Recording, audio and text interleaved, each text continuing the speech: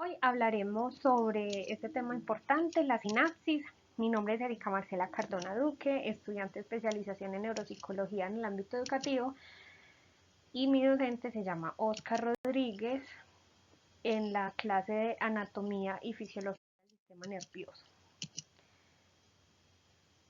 ¿Qué son los receptores?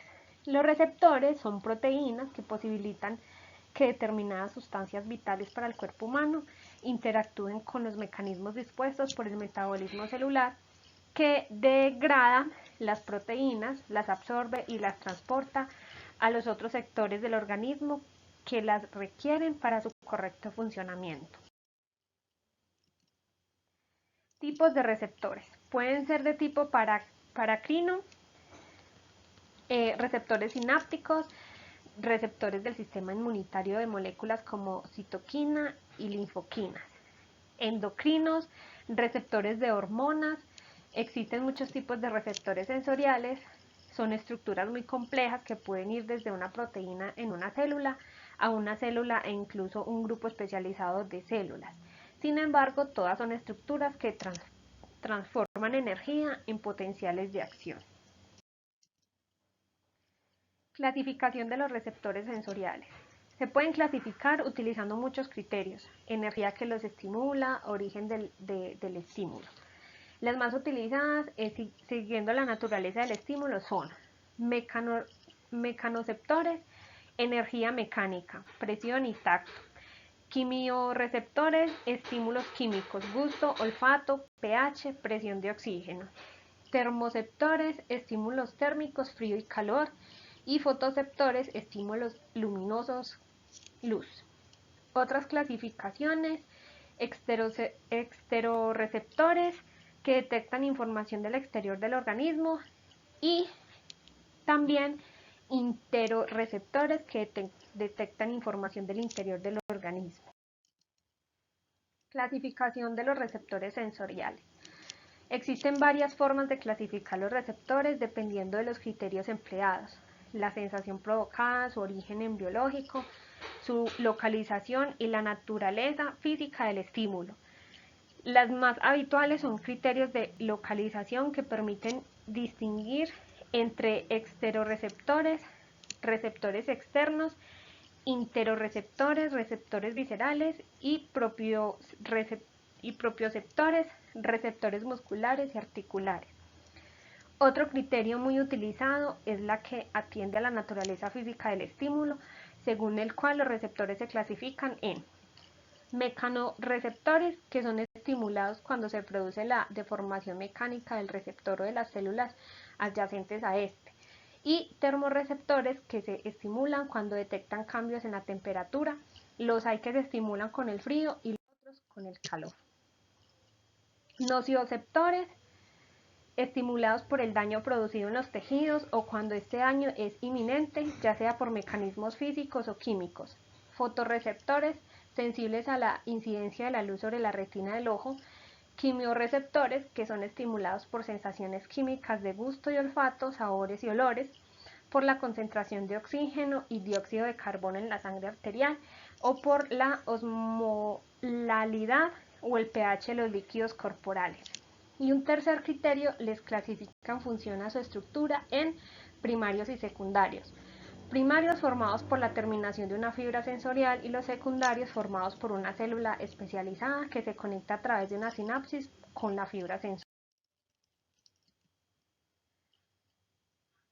Bueno, aquí tenemos como digamos, una muestra de los diferentes sentidos: el gusto, el olfato, el tacto, la vista. Características. Transforma la información recibida en señales nerviosas. Existe una gran especialización en los receptores sensoriales. Cada receptor sensorial está diseñado para un tipo de energía o estímulo determinado. Por ejemplo, un estímulo mecánico en un fotorreceptor se procesa en forma de luz. Son capaces de discriminar la intensidad del estímulo y su duración, dolor alto o bajo, y caricias. Receptores sensoriales. Los receptores sensoriales convierten la energía del estímulo en una señal nerviosa en la que está codificada la información y las características del estímulo. A continuación se transmite desde el receptor mediante una serie de neuronas y relevos sinápticos hasta las regiones cerebrales específicas denominándose proceso sensorial. La infraestructura del sistema nervioso encargada de sustentar este proceso se llama sistema sensorial y consiste en el conjunto de neuronas y sinapsis excitatorias e inhibitorias que van desde la periferia, superficie corporal u órgano receptor hasta los niveles más altos del sistema nervioso central. Con todo, este proceso forma parte de otro más amplio, la percepción, en el cual la información sensorial se integra con la información previamente adquirida, por lo que se añaden elementos subjetivos que puedan matizar la sensación. Por lo tanto, al hablar de percepción hay que contemplar un proceso activo e integrador en el que participa todo el cerebro. Los receptores sensoriales también son los encargados de convertir los estímulos en mensajes nerviosos. El estímulo normal y apropiado para un receptor es el que presenta el umbral más bajo con capacidad excitatoria.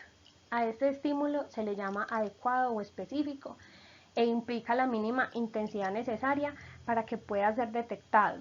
Aunque un traumatismo ocular puede provocar destellos luminosos, los estímulos adecuados para la visión son los correspondientes a ondas electromagnéticas dentro del espectro visible.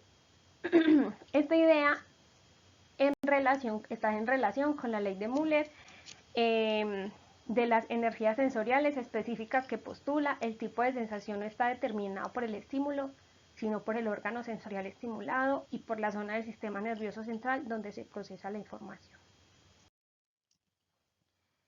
¿Qué es la sinapsis? La sinapsis hace referencia a la articulación interneuronal que se produce para permitir el paso del impulso nervioso de una célula con las mismas características que el impulso a otra. En conclusión, es el diálogo que se produce entre las neuronas sobre las funciones que tienen que cumplir. Tipos de sinapsis. Tipos de sinapsis dependiendo de la zona de contacto. Axodendritas, axodendríticas. Es el tipo que más se conoce. Detalladamente lo que sucede es que existe un impulso electromagnético, electroquímico que se traslada hasta llegar al extremo de la membrana, llamado botón presináptico o terminal, en donde se hallan unas vesículas que se encuentran cargadas con neurotransmisores. Al excitarse, estas se abren liberando los neurotransmisores antes mencionados y hacia los que se conoce con el nombre de hendidura sináptica, hacen ese traslado uniéndose a los receptores posinápticos de una dendrita o espina dendrítica, dando como resultado la transmisión del impulso nervioso a la membrana posináptica. Es así que se produce lo que se denomina sinapsis. Asosomáticas. Se produce el paso del impulso de la misma forma en que la sinapsis axodendrítica, con la diferencia que el traslado se ocasiona desde el axón de la membrana presináptica o botón hacia el soma de una neurona presináptica. Esto se origina con frecuencia, ya que un axón puede exhibir varios botones sinápticos efectuándose de manera simultánea, lo que designa con el nombre de sinapsis axodendrosomáticas. Axoaxónicas. Es fruto de la conexión que se produce entre el axón y una neurona presináptica y de la fracción de otro axón conocido con el nombre de terminal axónica de una neurona prosináptica en el comienzo de la vaina de mielina. Segundo, otro tipo de sinapsis conforme el efecto postsináptico, sinapsis excitatoria. Es el producto de la estimulación de una neurona postsináptica a través de un mensaje que conduce a una acción denominada despolarización, que tiene como función abrir los conductos de sodio. En el caso de que un neurotransmisor se adhiera al receptor, esta operación da como resultado lo que se conoce como PPE o potencial postsináptico excitador. Si esta acción llega a un punto alto de excitación, se origina un potencial de acción, es decir, un acrecentamiento transitorio en la membrana, ocasionando por la circulación de iones con características positivas hacia el interior de la unidad postsináptica. Sinapsis inhibitoria. Se caracteriza por el surgimiento de la membrana de una neurona postsináptica, de una hiperpolarización. Esta se origina si se descubren conductos de potasio expulsado a la zona extracelular y cloro ingresando a lo más íntimo de la neurona. Mientras la hiperpolarización persista, la neurona quedará inhabilitada, siendo consecuencia de esto la dificultad de provocar un potencial de acción, necesitando un incremento de acción más elevado. En pocas palabras, este tipo de sinapsis se ocasiona si la comunicación actúa reduciendo o bloqueando la acción postsináptica. Bueno, hablaremos sobre los tipos de sinapsis. Otra también es la sinapsis química. Generalmente las sinapsis son de este tipo, se produce por medio de una sustancia. El recorrido se basa en que un neurotransmisor cumple la función de enlace vinculado al par de neuronas, se propaga a través de una zona reducida, anexándose a los receptores que se caracterizan por encontrarse en una membrana postsináptica y por moléculas específicas de proteínas. Sinapsis eléctrica. En este tipo de sinapsis es más veloz que la sinapsis química. El traspaso que se origina en los iones de la célula a célula a través de las que se designan uniones gap o asociación o asociaciones comunicantes, productos constituidos por la articulación de suplementos proteicos compuestos por proteínas denominadas conexinas. Hablaremos también sobre los neurotransmisores. Los neurotransmisores son sustancias químicas creadas por el cuerpo que transmiten señales, es decir, información, desde una neurona hasta la siguiente a través de unos puntos de contacto llamados sinapsis. Cuando esto ocurre, la sustancia química se libera por las vesículas de la neurona presináptica, atraviesa el espacio sináptico y actúa cambiando el potencial de acción en neuronas postsinápticas. ¿Cuáles son los tipos de neurotransmisores más importantes del organismo humano y qué funciones desempeñan? Primero, serotonina. Este neurotransmisor es sintetizado a partir del triptófano, un aminoácido que no es fabricado por el cuerpo, por lo que debe ser aportado a través de la dieta. La serotonina es comúnmente conocida como la hormona de la felicidad, porque los niveles bajos de esta sustancia se asocian a la depresión y a la obsesión. Pertenece al grupo de las indoláminas. Además de su relación con el estado de ánimo, desempeña distintas funciones dentro del organismo, entre los que se destaca su papel fundamental en la digestión, control de la temperatura corporal, su influencia en el deseo sexual, su papel en la regulación del ciclo de sueño-vigila. El exceso de la serotonina también puede provocar un conjunto de síntomas de distinta gravedad, pero en su justa medida se cree que ayuda a combatir el estrés y la ansiedad. Además, que hay maneras naturales de potenciar el poder de la serotonina sobre nuestro sistema nervioso central, como por ejemplo hacer ejercicio moderado.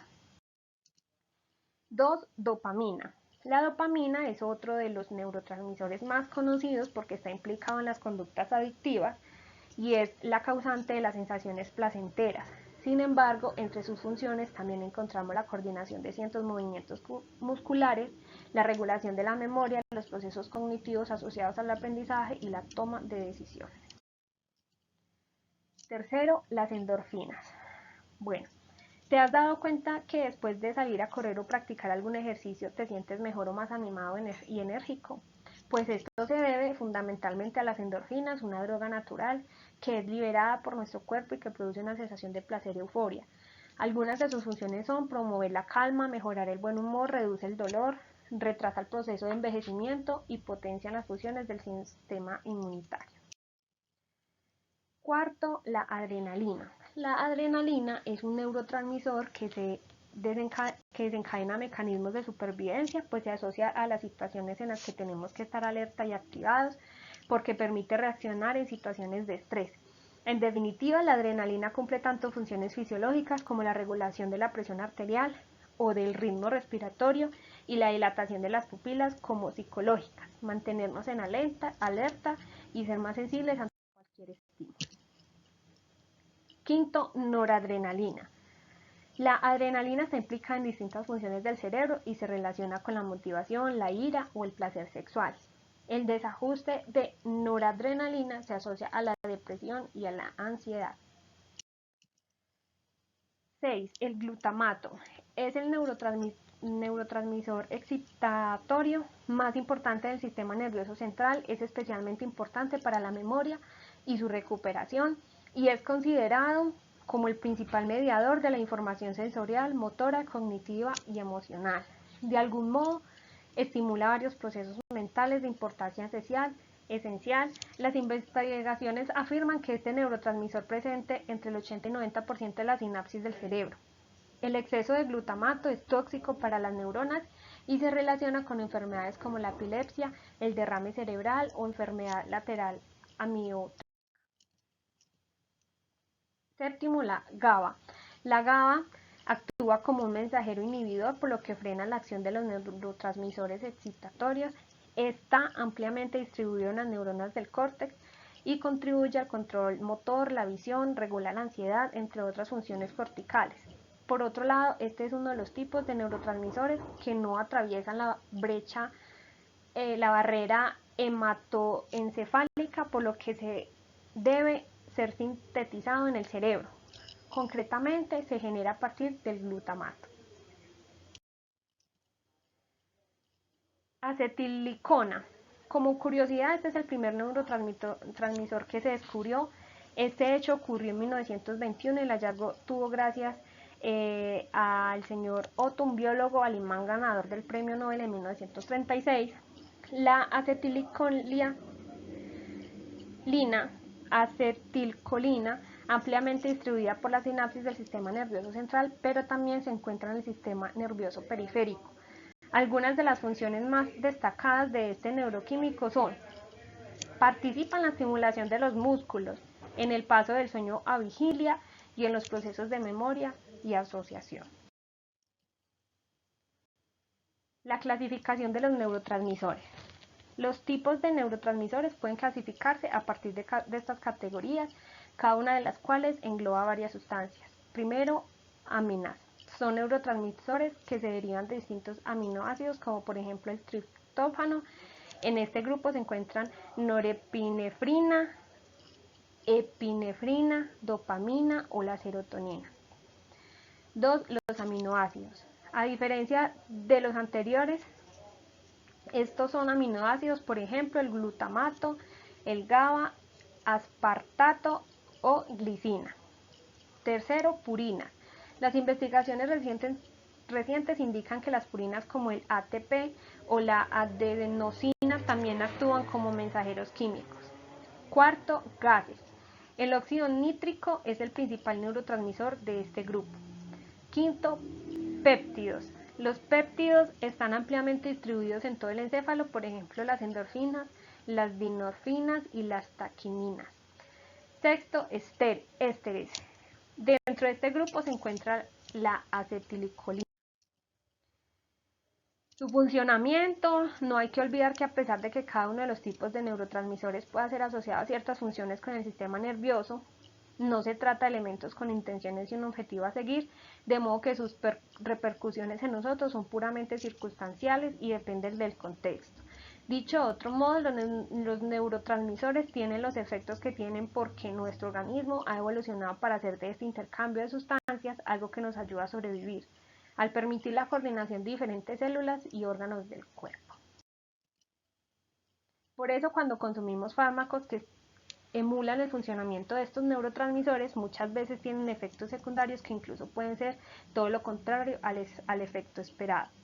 Si interactúan de manera anómala con las sustancias que ya hay en nuestro sistema nervioso, el equilibrio que se mantiene en el funcionamiento de nuestro cerebro es algo frágil y los neurotransmisores no aprenden a adaptar su influencia en nosotros para cumplir con la que se supone es su función. De eso debemos preocuparnos nosotros. Además, existen ciertas sustancias adictivas que son capaces de alterar el funcionamiento a medio y largo plazo de las células nerviosas, al sustituir algunos neurotransmisores en punto clave. Por ello, para tratar A las personas adictas es fundamentalmente intervenir en el comportamiento y también en el funcionamiento cerebral. Por otro lado, reducir el comportamiento del ser humano a la existencia de tipos de neurotransmisores es caer en un error de un reduccionismo excesivo, dado que el comportamiento no surge espontáneamente del cerebro, sino que aparece a partir de la interacción entre el ser vivo y su entorno. Esto ha sido todo por hoy. Muchas gracias.